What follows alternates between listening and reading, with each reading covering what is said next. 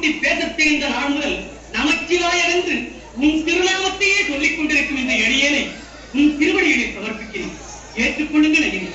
அகத்தியா, என் திருமணத்தை முன்னிட்டு உலகத்தவர் அந்த உலகங்களை காக்கும் தெய்வங்கள் ஏக காலத்தில் இங்கு ஒரே இடத்தில் கூடிவிட்டதால் பாரத்தை சுமக்க முடியாமல் இந்த வடபகுதி நிலம் தாழ்ந்து விட்டது.